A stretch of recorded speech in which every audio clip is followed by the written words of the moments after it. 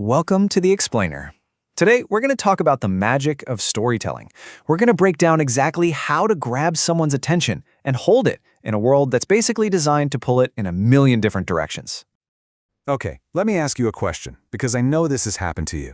You sit down to watch one episode of a show, and suddenly it's 4 a.m., you've blown through an entire season, and you barely remember blinking. But then, you're in a meeting at work, and not even 30 seconds in, your mind is somewhere else entirely. What is going on there? You know, everyone says our attention spans have just been destroyed by technology, but that's not really it. The truth is, we don't have an attention deficit. We have an interest deficit. Our brains are still totally capable of deep focus. They've just gotten incredibly good at filtering out anything that isn't immediately interesting or important. We're literally fighting against algorithms designed to keep us hooked, so our standards are higher than ever. So, why do stories seem to have this superpower to cut through all that noise? Well, it's because they tap into something deep inside us, something primal. I want you to picture your ancestors, thousands of years ago, sitting around a fire.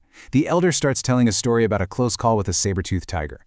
Instantly, everyone's brain snaps to attention. Because that story provides focus on a threat, it strengthens the bond of the tribe, it comes from a trusted authority, and it is packed with raw emotion. Those are the ancient survival triggers that stories still pull on today. A great story is like a secret key. It bypasses that critical, analytical part of our brain and lets information and feeling flow right in.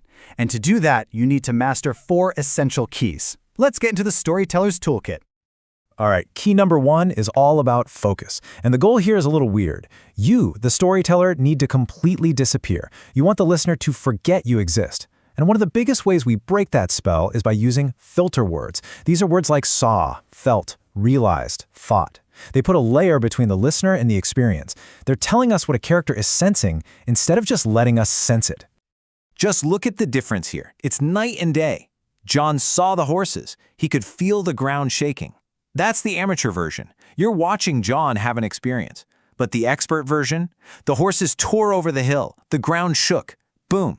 Now you're the one on the hill. There's no filter. It's immediate, it's powerful, and it pulls you right in.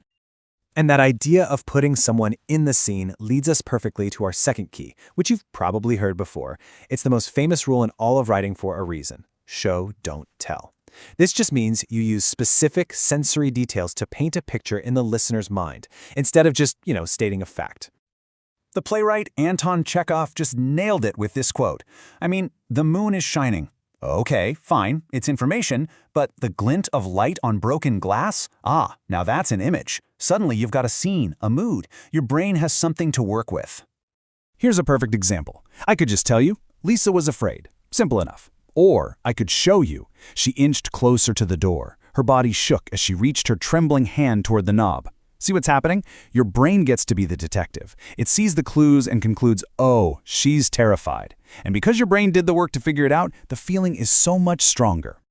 And this isn't just for emotions, right? It works for setting a scene too. It was late fall is boring, but leaves crunched beneath his feet. Smoke from a faraway chimney rode past him in the breeze. Now you can hear it, you can smell it, you're there. You're showing the causes and you're letting the listener feel the effects.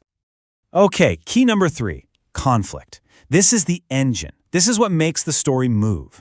Without conflict, you just have a description of a situation. Conflict is what creates tension and makes our brains desperately need to know what happens next. I absolutely love this quote from the novelist John le Carre. It's so simple, but it's everything. The cat sat on the mat. Okay, so what? Who cares? But the cat sat on the dog's mat. Whoa. Okay, now we have a story. Instantly, you have tension, you have stakes, you have the promise of something about to go down. I mean, this is literally the secret sauce of every show you've ever binge-watched, right? They never end an episode when things are calm. They end it with a hook, a moment of unresolved conflict that creates this ache in your brain. You just need to see how it gets resolved. That's the mechanism that makes it impossible to look away.